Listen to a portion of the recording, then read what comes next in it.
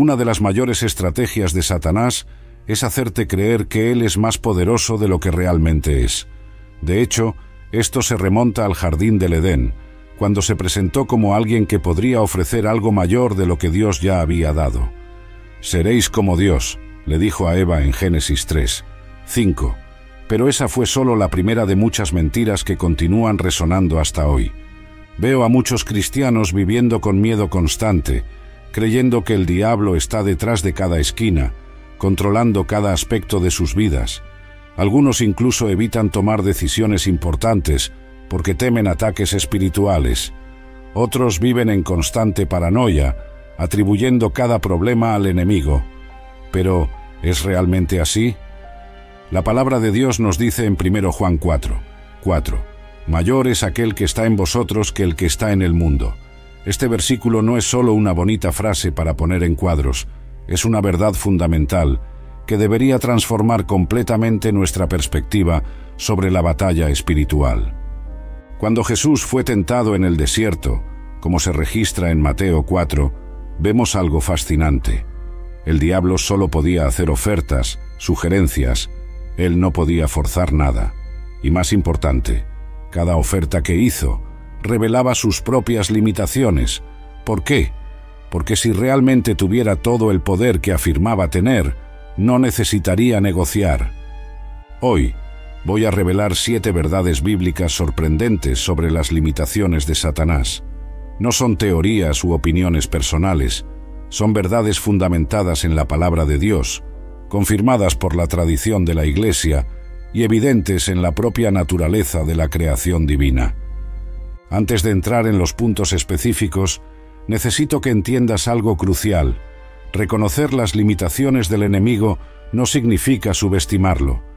Pedro nos advierte en 1 Pedro 5:8 que debemos ser sobrios y vigilantes, porque nuestro adversario anda alrededor, rugiendo como león, buscando a quien devorar. Pero observa, él ruge como un león, él no es el león. El verdadero león es Jesucristo, el león de la tribu de Judá en Apocalipsis 5. Y aquí está un punto fundamental. Cuando entendemos las verdaderas limitaciones del enemigo, nuestra fe se fortalece, nuestro miedo disminuye y nuestra confianza en Dios aumenta. Es como Santiago 4:7 nos enseña: «Resistid al diablo, y él huirá de vosotros». Observa que el versículo comienza con «Someted a vosotros mismos a Dios». Esa siempre es la orden correcta. Número 1. Satanás no puede leer tus pensamientos. La primera verdad que vamos a explorar hoy es absolutamente revolucionaria. Satanás no puede leer tus pensamientos. Deja que esto penetre por un momento. Tus pensamientos, tus miedos más íntimos, tus sueños más profundos, todo esto está sellado y protegido de cualquier acceso del enemigo. Esta verdad está fundamentada en diversos textos bíblicos. En 1 Reyes 8:39, la palabra declara que solo Dios conoce el corazón de todos los hijos de los hombres. Jeremías 10:10 refuerza: «Yo, el Señor, escudriño el corazón y pruebo los pensamientos». Observa que esta es una capacidad exclusiva de Dios. Cuando estudiamos la naturaleza divina, encontramos 3 atributos fundamentales que solo Dios posee: omnisciencia, todo lo sabe; omnipresencia, está en todo lugar; y omnipotencia, todopoderoso. El conocimiento de los pensamientos humanos forma parte de la omnisciencia divina, un atributo que Satanás, como criatura, no posee. Pero puedes estar pensando, si él no puede leer mis pensamientos, ¿cómo parece que a veces sabe exactamente dónde atacarme? La respuesta es simple: observación y experiencia. Piensa en Satanás como un habilidoso jugador de ajedrez que a lo largo de miles de años ha observado los mismos patrones de comportamiento humano. Él no necesita leer tu mente para prever tus movimientos, solo observa tus patrones. En Job 1 vemos un ejemplo claro de esto. Cuando Satanás se presenta ante Dios, hace acusaciones basadas en sus observaciones externas de Job, no en un conocimiento interno de sus pensamientos. Él dice: «¿Por ventura Job teme a Dios en vano?» Job 1:9. Necesitó probar a Job porque no sabía lo que realmente había en su corazón. Imagina por un momento la libertad que esto trae a tu vida de oración. Puedes orar en silencio, completamente seguro de que tu comunicación con Dios es totalmente privada. En Mateo 6:6, Jesús habla sobre orar en secreto, garantizando que el Padre que ve en secreto te recompensará. Tus momentos más íntimos con Dios son verdaderamente íntimos. Esta verdad también trae una seguridad impresionante en los momentos de tentación. Cuando surgen pensamientos de tentación, no necesitas temer que el enemigo esté dentro de tu cabeza. Él puede sugerir, pero no puede ver tu respuesta interna a esas sugerencias. Es como si tuvieras un jardín secreto donde solo tú y Dios pueden entrar. Tus momentos de adoración, incluso en silencio, están completamente protegidos. Apocalipsis 2:23 nos recuerda que solo Jesús sondea los riñones y los corazones. Cuando estás adorando en espíritu, estás participando de una comunión íntima que el enemigo ni siquiera puede presenciar, mucho menos interrumpir. La batalla de la mente adquiere una nueva perspectiva a la luz de esta verdad. Cuando 2 Corintios 10:5 habla sobre llevar cautivos todos los pensamientos a la obediencia de Cristo, podemos entender que esta batalla es fundamentalmente entre tú y Dios. El enemigo es solo un observador externo, incapaz de ver lo que realmente está sucediendo en tu interior. Es importante entender cómo esto funciona en la práctica. Cuando surgen pensamientos en tu mente, pueden venir de tu propia naturaleza humana, como Santiago 1:14 nos enseña, pueden ser la suave dirección del Espíritu Santo, como prometido en Juan 16:13, o pueden ser sugerencias externas del enemigo, como se menciona en Efesios 6:16. El enemigo puede lanzar sus dardos inflamados, que son sugerencias, tentaciones y acusaciones, pero no puede ver cómo procesas internamente esas sugerencias. Es como alguien lanzando flechas contra un castillo. Puede lanzar, pero no tiene idea de lo que está sucediendo dentro de las murallas. Esta comprensión nos permite desarrollar una vida interior rica y profunda con Dios, completamente protegida del enemigo. Cuando el Salmo 91:1 habla sobre habitar en el escondite del Altísimo, está hablando de este lugar de intimidad que Satanás no puede invadir, ni siquiera observar. La meditación bíblica silenciosa adquiere un nuevo significado cuando entendemos esto. Esos momentos tranquilos con la palabra son verdaderamente momentos solo entre tú y Dios. La oración mental se convierte en un refugio constante, un diálogo íntimo y continuo con el Padre, como Pablo sugiere en 1 Tesalonicenses 5:17. Tu adoración interior, esos momentos en que tu espíritu se eleva en alabanza silenciosa, es un jardín cerrado donde el Espíritu Santo ministra libremente, sin interferencia. Las declaraciones que haces en tu corazón, afirmando las promesas de Dios, son semillas plantadas en suelo sagrado que el enemigo no puede contaminar. Claro, necesitamos mantener un equilibrio sabio. Aunque Satanás no puede leer tus pensamientos, él puede intentar influenciarlos a través de sugerencias externas. Por eso la Biblia nos instruye a guardar el corazón, como dice Proverbios 4:23, y a renovar nuestra mente, según Romanos 12:2 nos enseña. Es como una casa. No podemos impedir que alguien golpee la puerta, pero tenemos total control sobre abrirla o no. De la misma manera, no puedes impedir que sugerencias del enemigo vengan, pero tienes total libertad para elegir no entretenerlas. Y aquí está una de las implicaciones más poderosas de esta verdad. Ya que Satanás no puede leer tus pensamientos, tampoco puede prever tus decisiones. Cada elección que haces es un misterio para él, hasta el momento en que se manifiesta externamente. Esto nos lleva a otra limitación crucial del enemigo. Número 2. Satanás no puede estar en todos los lugares. Y esto nos lleva a una segunda verdad igualmente liberadora. Satanás no posee el don de la omnipresencia. En otras palabras, él no puede estar en todos los lugares al mismo tiempo. Esta es una limitación física fundamental que muchos cristianos desconocen o ignoran, llevando a miedos y ansiedades innecesarias. En Job 1, 7. Cuando Dios pregunta a Satanás de dónde viene, su respuesta es reveladora: de rodear la tierra y pasear por ella. Observa atentamente. Él necesitaba desplazarse. Si pudiera estar en todos los lugares simultáneamente, no habría necesidad de rodear o pasear.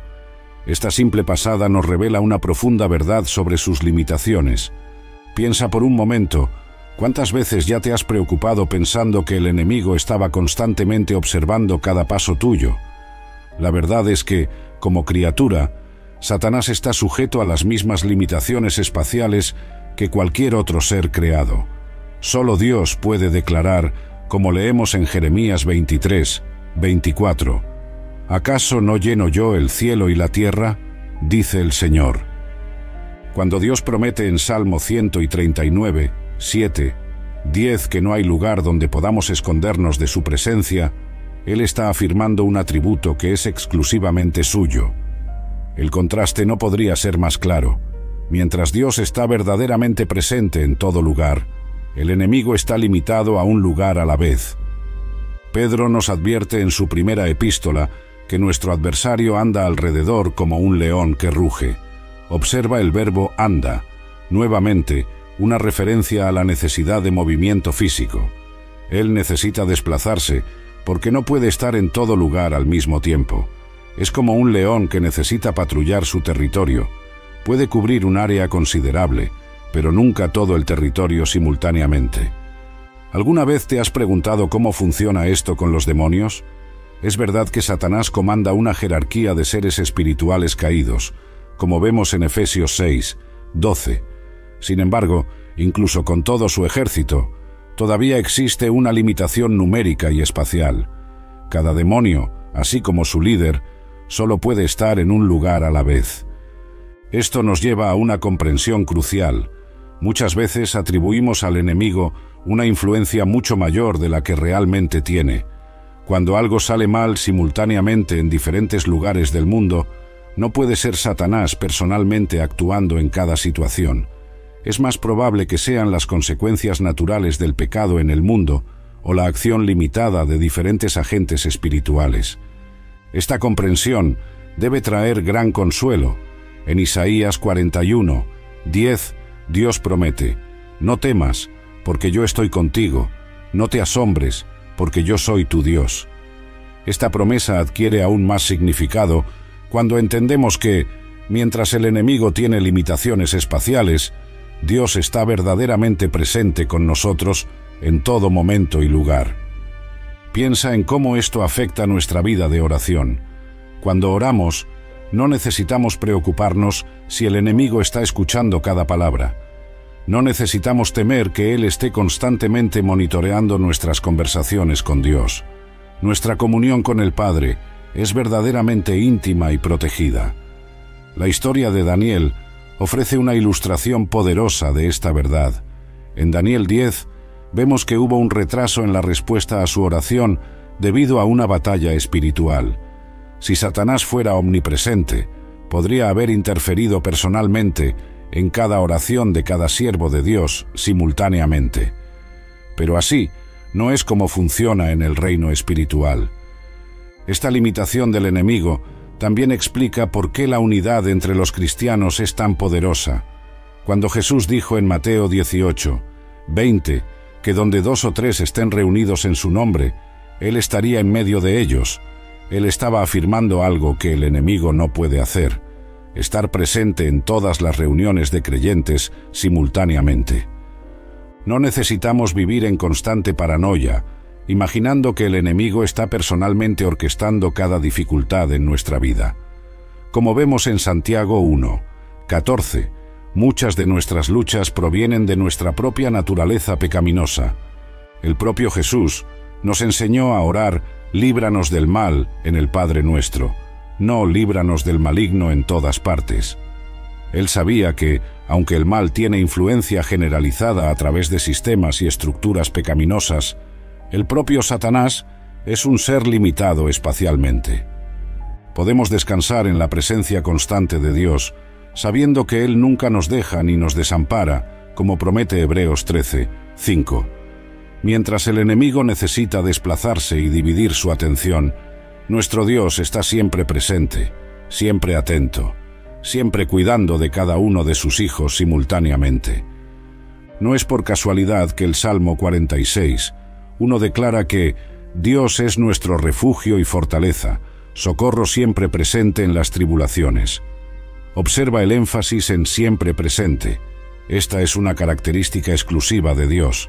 Cuando Salmo 91:11 dice que Él dará a sus ángeles cargo sobre nosotros, está revelando cómo Dios compensa nuestra vulnerabilidad a ataques localizados del enemigo a través de su protección omnipresente. Y aquí llegamos a un punto fascinante que nos lleva a nuestra próxima revelación sobre las limitaciones del enemigo. Número 3. Satanás no puede forzar sus elecciones. Y aquí llegamos a una de las verdades más liberadoras sobre las limitaciones del enemigo. Satanás no puede forzar tus elecciones. Esta verdad es tan fundamental que atraviesa toda la narrativa bíblica, desde el jardín del Edén hasta el libro del Apocalipsis. Piensa en el primer pecado registrado en la historia humana. En el jardín del Edén, la serpiente no forzó a Eva a comer del fruto prohibido. En lugar de eso, usó persuasión, mentiras y manipulación. ¿Así dijo Dios? Ella cuestionó, sembrando dudas, pero la decisión final fue de Eva. Este patrón establecido al inicio de la historia humana continúa hasta hoy. El libro de Santiago nos ofrece una perspectiva profunda sobre este proceso. Cada uno es tentado cuando es atraído y seducido por su propia concupiscencia. Observa las palabras elegidas: atraído y seducido, no forzado o coaccionado. La tentación puede ser fuerte, la seducción puede ser persuasiva, pero la elección final siempre permanece nuestra. Esta verdad se confirma repetidamente en las Escrituras. En 1 Corintios 10:13, encontramos una promesa poderosa: no os ha sobrevenido tentación que no sea humana, pero Dios es fiel y no permitirá que seáis tentados más de lo que podéis resistir. Observa que Dios permite la tentación, pero siempre nos da la capacidad de elegir resistir. Mira el ejemplo de José en Egipto.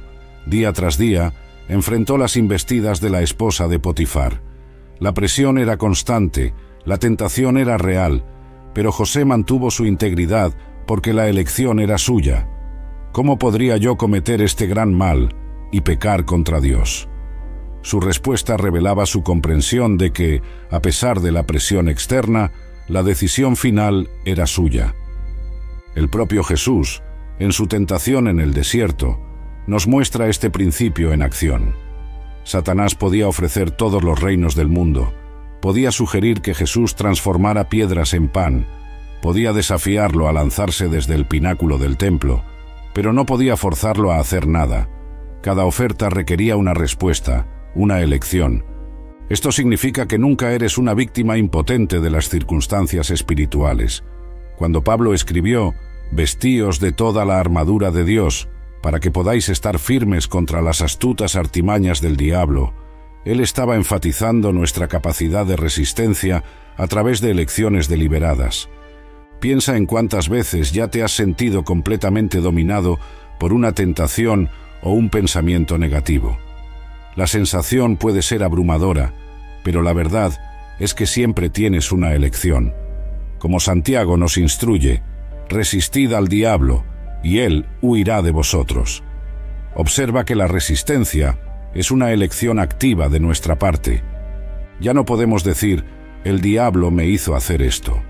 Cada decisión, cada acción, cada palabra que hablamos es resultado de nuestras propias elecciones. El enemigo puede influir, pero no puede controlar. El ejemplo de Job es particularmente ilustrativo. Incluso cuando Satanás recibió permiso para probar a Job, había límites claros de lo que podía hacer. Podía afectar las circunstancias externas, pero no podía controlar las respuestas de Job. La famosa declaración: «Aun si él me mata, en él esperaré», fue una elección consciente de Job. Cuando 2 Pedro 3:9 nos dice que Dios no quiere que ninguno perezca, sino que todos vengan al arrepentimiento, está implícito que el arrepentimiento es una elección personal que ni siquiera Dios fuerza, Mucho menos el enemigo puede forzar el pecado. Jesús dijo: «Conoceréis la verdad, y la verdad os hará libres». Parte de esta verdad libertadora es saber que ninguna fuerza espiritual de las tinieblas puede obligarnos a pecar o desviarnos del camino de Dios. Cuando entendemos que Satanás no puede forzar nuestras elecciones, nuestra vida de oración también se transforma. Nuestras oraciones se vuelven menos súplicas desesperadas por liberación y más declaraciones confiadas de nuestra posición en Cristo. Podemos orar como Pablo, que pedía no la eliminación de las tentaciones, sino la fuerza para resistir.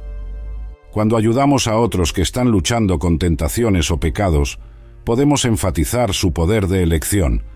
No estamos a merced de fuerzas espirituales incontrolables. Somos agentes morales libres, capacitados por la gracia de Dios para hacer elecciones sabias. Incluso en los momentos más intensos de persecución y tribulación, los creyentes siempre mantienen su capacidad de elección. La marca de la bestia, por ejemplo, no es algo que pueda ser forzado. Es una elección consciente de adoración y lealtad. En lugar de vernos como víctimas pasivas de ataques espirituales, podemos vernos como guerreros activos, equipados con la armadura de Dios, haciendo elecciones conscientes en cada momento. Y esto nos conduce naturalmente a nuestra próxima revelación sobre las limitaciones del enemigo. Número 4. Satanás no puede crear nada. Satanás no puede crear absolutamente nada. Él solo puede distorsionar, corromper o imitar aquello que Dios ya creó. Esta limitación es fundamental para entender la verdadera naturaleza del enemigo y sus estrategias. En el principio de la Biblia, en Génesis 1:1, leemos que, en el principio, Dios creó los cielos y la tierra. El poder de crear de la nada, ex nihilo, como dicen los teólogos, es una capacidad exclusiva de Dios. Juan 1:3 confirma esta verdad de manera aún más explícita. Todas las cosas fueron hechas por medio de Él, y sin Él, nada de lo que ha sido hecho fue hecho. Cuando examinamos sus tácticas a lo largo de la Biblia, vemos un patrón consistente de imitación y distorsión. En el jardín del Edén, Él no creó una nueva verdad, distorsionó la verdad que Dios ya había establecido. Así dijo Dios, fue su intento de corromper, no de crear. Piensa en los milagros de los magos de Egipto durante el enfrentamiento con Moisés. Podían imitar algunos de los signos, pero no podían crear vida nueva. Podían transformar bastones en serpientes, pero solo estaban manipulando lo que ya existía. Cuando llegó el momento de crear vida del polvo, como en el caso de los piojos, fallaron completamente. En 2 Corintios 11:14, Pablo nos dice que el mismo Satanás se transfigura en ángel de luz. Observa bien, él no crea luz propia, solo intenta imitar la luz que Dios ya creó. Cuando enfrentamos tentaciones, por ejemplo, percibimos que el enemigo siempre está trabajando con deseos que Dios ya puso en nosotros, deseos buenos en su origen, pero que él intenta distorsionar. El deseo de intimidad, por ejemplo, es un don de Dios que el enemigo intenta corromper a través de la inmoralidad. El pecado nunca es una creación nueva, siempre es una distorsión del bien que Dios creó. El orgullo es una distorsión de la dignidad humana creada por Dios. La gula es una distorsión del placer legítimo de la comida. La lujuria es una distorsión del don divino de la sexualidad. En Colosenses 1:16, Pablo declara que en Él fueron creadas todas las cosas en los cielos y en la tierra, las visibles y las invisibles. Todo fue creado por Él y para Él. Este pasaje no deja espacio para ningún poder creativo fuera de Dios. El enemigo, siendo él mismo una criatura, está limitado a trabajar con lo que ya existe. Esta verdad debe cambiar fundamentalmente nuestra perspectiva sobre el mal en el mundo. El mal no tiene sustancia propia, siempre es una privación o distorsión del bien. Como argumentaba San Agustín, el mal es como un agujero en un abrigo, no tiene existencia propia, es solo la ausencia de lo que debería estar allí. Mira cómo se aplica esto a las mentiras del enemigo. Él es llamado padre de la mentira, pero observa que incluso una mentira es solo una distorsión de la verdad. No existe mentira que no tenga alguna referencia a la verdad que está distorsionando. Por eso Jesús podía decir: «Conoceréis la verdad, y la verdad os hará libres». En Juan 10:10, Jesús contrasta su propia misión con la del enemigo. «El ladrón viene solamente para robar, matar y destruir. Yo he venido para que tengan vida, y la tengan en abundancia». Observa que todas las acciones atribuidas al enemigo son negativas. Él solo puede trabajar con lo que ya existe, sea para robar, destruir o corromper. Cuando oramos por sanidad, estamos esencialmente pidiendo que Dios restaure algo a su condición original creada. El enemigo puede causar enfermedades, pero no puede crear salud. Puede causar división, pero no puede crear unidad. Puede generar confusión, pero no puede crear paz. Esta comprensión también ilumina nuestra lectura del libro del Apocalipsis. Cuando vemos al anticristo y sus señales y prodigios, entendemos que son todas imitaciones, intentos de copiar lo que Dios ya hizo. El anticristo no crea su propia marca, intenta imitar el sello de Dios. No crea su propio reino, intenta usurpar el reino de Dios. En la práctica, esto significa que todo lo que el enemigo ofrece es una falsificación. Cuando él promete placer, es una imitación del verdadero placer que viene de Dios. Cuando promete poder, es una sombra del verdadero poder que viene del alto. Cuando promete libertad, es una contrafacción de la verdadera libertad que encontramos en Cristo. Si el enemigo no puede crear nada, entonces todo lo que es verdaderamente bueno, bello y verdadero viene de Dios. Como dice Santiago 1:17, toda buena dádiva y todo don perfecto vienen de lo alto, bajando del Padre de las luces. Y esto nos conduce naturalmente a nuestra próxima revelación sobre las limitaciones del enemigo. Número 5. Satanás no puede vencer la autoridad de Jesús. Y aquí llegamos a una verdad que es el corazón de nuestra victoria espiritual. Satanás no puede vencer la autoridad de Jesús. Esta no es solo otra limitación. Es la derrota definitiva del enemigo, sellada en la cruz del Calvario y confirmada en la resurrección.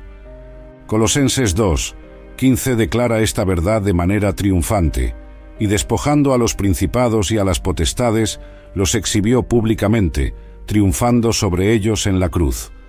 Observa el lenguaje aquí: despojados, expuestos al desprecio, derrotados. No hay margen para duda sobre quién tiene la autoridad suprema. Cuando Jesús declaró en Mateo 28:18, «Toda autoridad me ha sido dada en el cielo y en la tierra», Él estaba haciendo una afirmación absolutamente abarcadora. La palabra toda no deja espacio para ninguna autoridad independiente del enemigo. Cada movimiento que Satanás hace está sujeto al permiso y a los límites establecidos por Cristo. Antes de que Satanás pudiera tocar cualquier cosa que pertenecía a Job, necesitó pedir permiso. Incluso cuando recibió permiso, había límites claros que no podía superar. Esto revela una verdad fundamental. Incluso en el Antiguo Testamento, el enemigo ya operaba dentro de límites establecidos por Dios. Lucas 10:19 registra a Jesús diciendo: «He aquí, os doy poder para pisar serpientes y escorpiones, y toda fuerza del enemigo, y nada os hará daño alguno». Esta es una transferencia de autoridad. La misma autoridad que derrotó al enemigo ahora es delegada a los seguidores de Cristo. Piensa en los encuentros de Jesús con demonios durante su ministerio terreno. En cada ocasión, los espíritus malignos reconocían inmediatamente su autoridad. En Marcos 5, el endemoniado gadareno, poseído por una legión de demonios, corre y se postra ante Jesús. Los demonios imploran permiso, incluso para entrar en los cerdos. Sabían que no tenían otra opción más que someterse a su autoridad. Efesios 1:20 que Dios resucitó a Cristo y lo puso por encima de todo principado, y poder, y potestad, y dominio, y de todo nombre que se nombra, no solo en este siglo, sino también en el venidero. Esta posición de suprema autoridad es permanente e incontestable. ¿Qué significa esto para nosotros hoy? Significa que cuando resistimos al enemigo en el nombre de Jesús, no estamos entrando en una batalla con resultado incierto.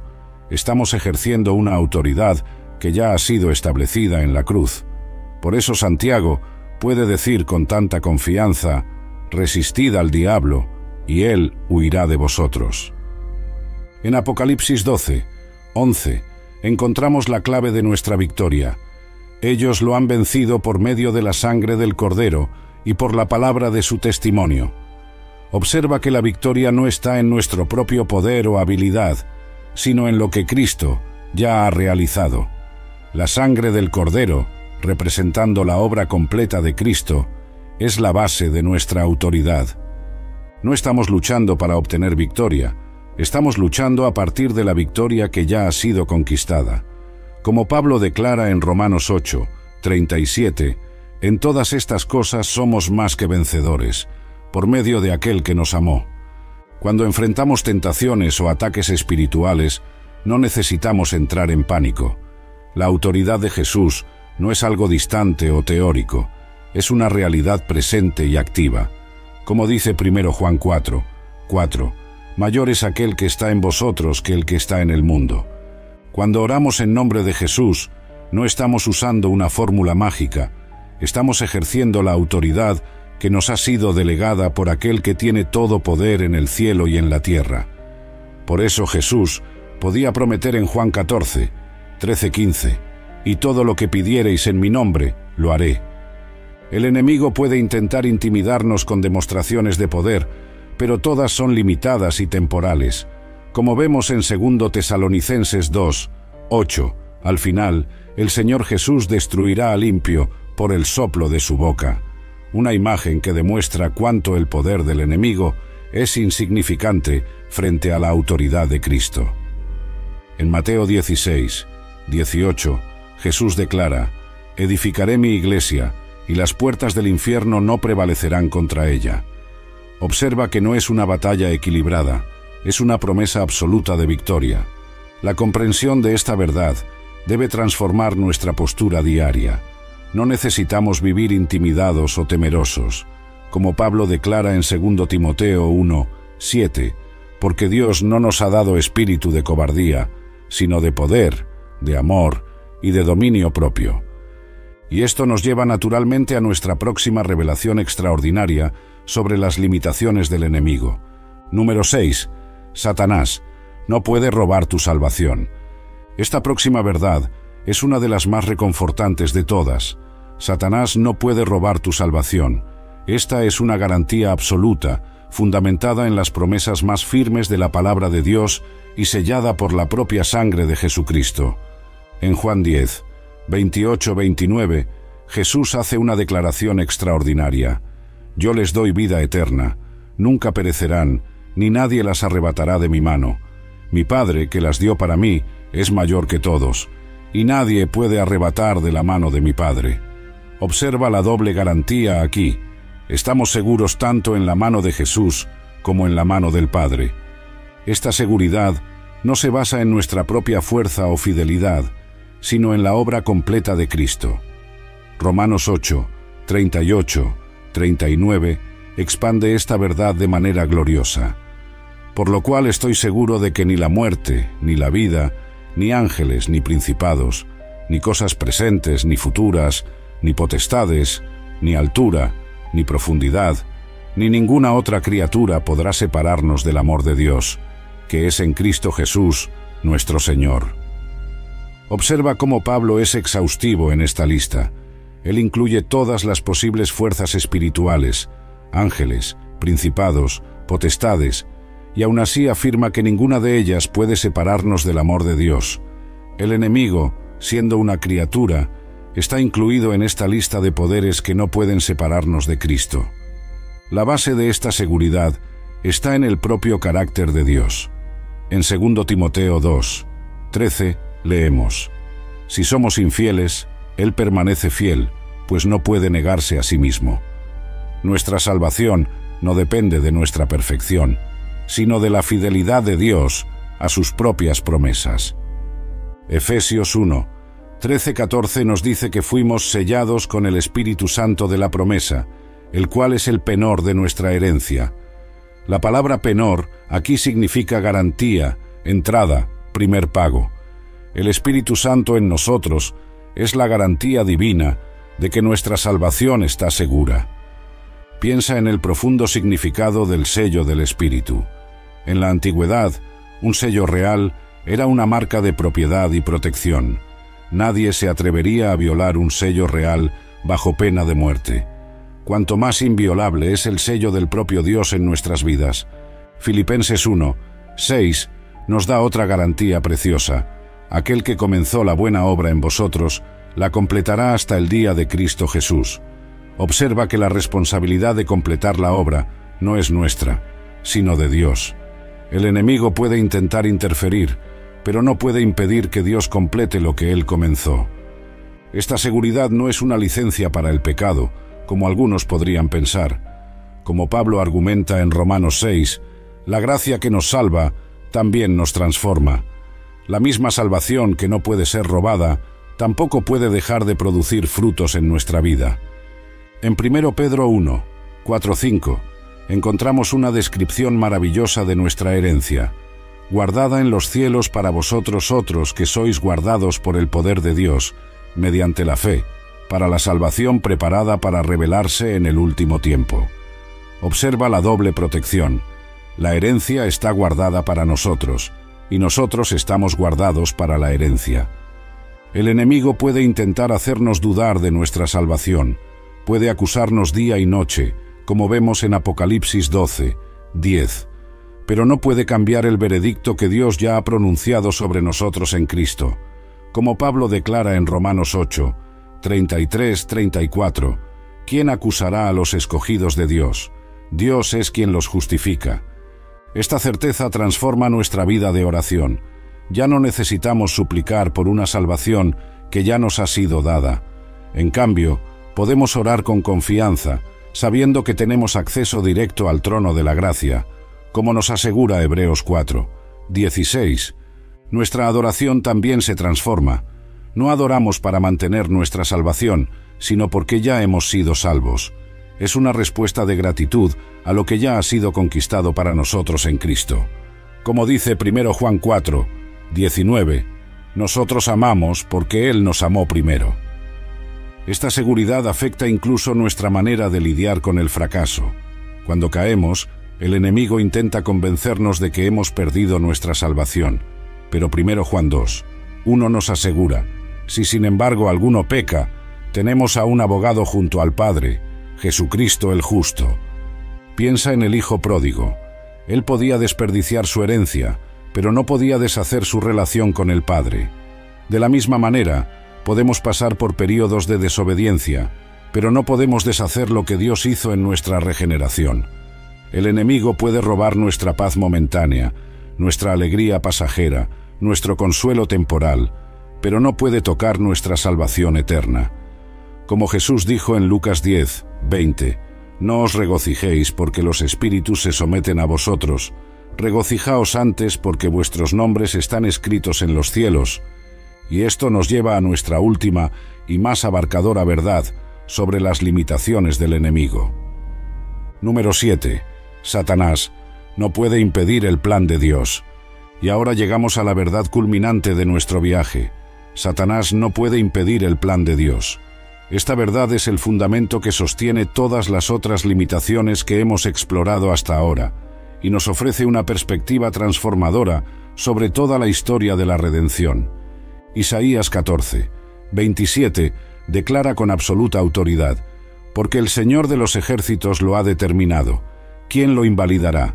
Su mano está extendida, ¿quién la hará retroceder? Esto no es solo una afirmación teológica, es una declaración del control soberano de Dios sobre toda la historia. Piensa en la historia de José. Lo que los hermanos de José planeaban para el mal, vendiéndolo como esclavo, Dios lo usó para el bien, salvando muchas vidas. Como el propio José declaró en Génesis 50:20, vosotros en verdad intentasteis el mal contra mí, pero Dios lo convirtió en bien. El enemigo pudo haber inspirado la maldad de los hermanos, pero no pudo impedir el plan mayor de Dios. El libro de Job es otro ejemplo poderoso. Satanás tuvo que pedir permiso para tocar a Job, y aún con permiso, había límites establecidos.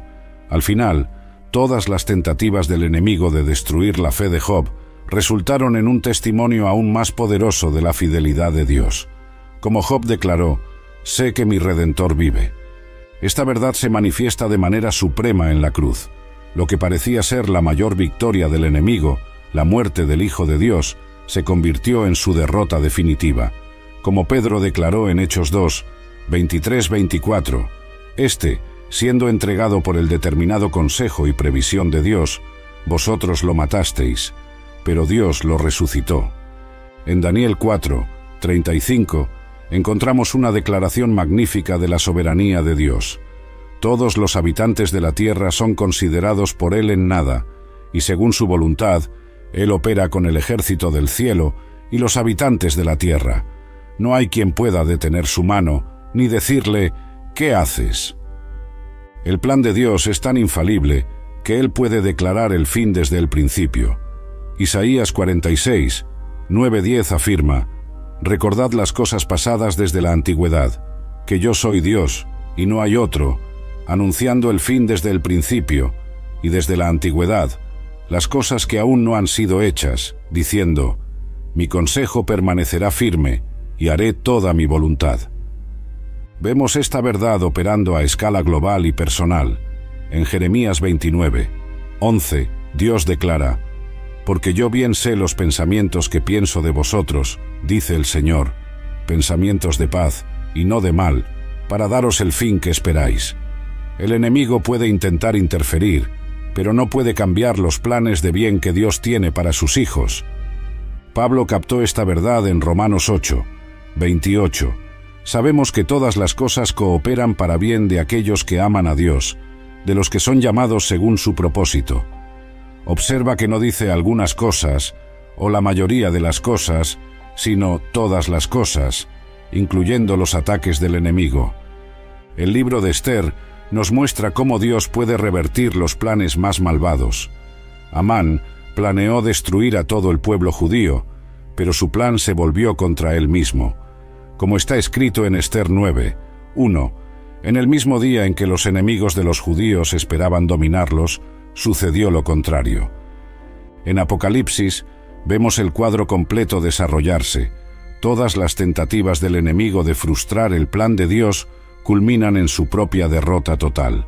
Como está escrito en Apocalipsis 12, 10, ahora ha venido la salvación, y el poder, y el reino de nuestro Dios, y la autoridad de su Cristo. Esta verdad tiene implicaciones prácticas profundas para nuestra vida diaria. Cuando enfrentamos oposición, podemos estar seguros de que nada puede impedir el propósito de Dios para nosotros. Como Pablo declaró en Filipenses 1, 6, «Estoy plenamente seguro de que aquel que comenzó la buena obra en vosotros la completará hasta el día de Cristo Jesús». Incluso cuando no entendemos lo que está sucediendo, podemos descansar en la certeza de que Dios está en control. Como dice Proverbios 19, 21, «Muchos son los planes en el corazón del hombre, pero el que prevalece es el propósito del Señor». El enemigo puede causar retrasos, crear obstáculos, generar confusión, pero no puede impedir el cumplimiento del plan divino. Como está escrito en Job 42, 2, «Bien sé que todo lo puedes, y ninguno de tus planes puede ser frustrado». Esta verdad nos da una perspectiva eterna. Las dificultades presentes son temporales, pero el propósito de Dios es eterno. Como Pablo escribió en 2 Corintios 4, 17, «Porque nuestra leve y momentánea tribulación produce para nosotros un peso eterno de gloria muy excelente». Y ahora, habiendo explorado estas 7 verdades poderosas, llegamos al fin de nuestro viaje de descubrimiento de las 7 limitaciones fundamentales del enemigo. Y qué revelación tan poderosa tenemos delante de nosotros. Vamos a recapitular brevemente estas verdades transformadoras que han cambiado para siempre nuestra perspectiva sobre la batalla espiritual. Aprendimos que Satanás no puede leer nuestros pensamientos, lo que nos garantiza un santuario íntimo de comunión con Dios. Nuestra mente es un jardín cerrado donde podemos cultivar nuestra relación con el Padre sin interferencia del enemigo. Descubrimos que Él no puede estar en todos los lugares al mismo tiempo, desmitificando la idea de un enemigo omnipresente y liberándonos del miedo constante a su presencia. Esta limitación espacial nos recuerda que solo Dios es verdaderamente omnipresente. Vimos que Satanás no puede forzar nuestras elecciones, una verdad que nos devuelve la responsabilidad por nuestras decisiones y nos empodera para resistir la tentación con la fuerza que viene de Dios. Entendemos que Él no puede crear nada, solo distorsionar lo que Dios ya creó, revelando su completa dependencia y limitación ante el poder creativo de Dios. Celebramos el hecho de que Él no puede vencer la autoridad de Jesús, garantizándonos una posición de victoria en Cristo que no puede ser contestada o revertida. Nos regocijamos al saber que Él no puede robar nuestra salvación, una seguridad eterna fundamentada en las promesas infalibles de Dios y sellada por la sangre de Jesús. Y finalmente, comprendemos que Él no puede impedir el plan de Dios, una verdad suprema que engloba todas las otras y nos garantiza la victoria final. Pero ¿qué hacemos con todo este conocimiento? ¿Cómo aplicamos estas verdades en nuestra vida diaria? Primero, debemos permitir que estas verdades transformen nuestra mentalidad. No somos víctimas impotentes, somos hijos e hijas del Dios Todopoderoso, posicionados en Cristo, muy por encima de todo principado y potestad. Segundo, necesitamos vivir a la luz de estas verdades. Cuando el miedo toque, recordemos que el enemigo es limitado. Cuando la tentación venga, recordemos que tenemos elección. Cuando surjan las acusaciones, reposemos en la seguridad de nuestra salvación. Tercero, debemos compartir estas verdades con otros. ¿Cuántos hermanos y hermanas aún viven atormentados por miedos innecesarios porque desconocen estas limitaciones del enemigo? Como está escrito en Juan 8, 32, y conoceréis la verdad, y la verdad os hará libres. Hoy, estas 7 verdades han venido para traer liberación a tu vida. Recuerda, el enemigo quiere que lo veas como más poderoso de lo que realmente es. Él prospera en el miedo y en la ignorancia, pero ahora conoces la verdad. Sabes que él es un enemigo derrotado, limitado, incapaz de frustrar el plan de Dios para tu vida. Y así, concluyo con las palabras de Pablo en Romanos 16, 20. Y el Dios de paz aplastará pronto a Satanás bajo vuestros pies. Esta no es solo una promesa, es una garantía divina. Que estas verdades se conviertan en anclas para tu alma, fortalezas para tu fe y fundamentos para una vida de victoria en Cristo Jesús. Que la gracia de nuestro Señor Jesucristo, el amor de Dios Padre y la comunión del Espíritu Santo estén con todos ustedes. Amén.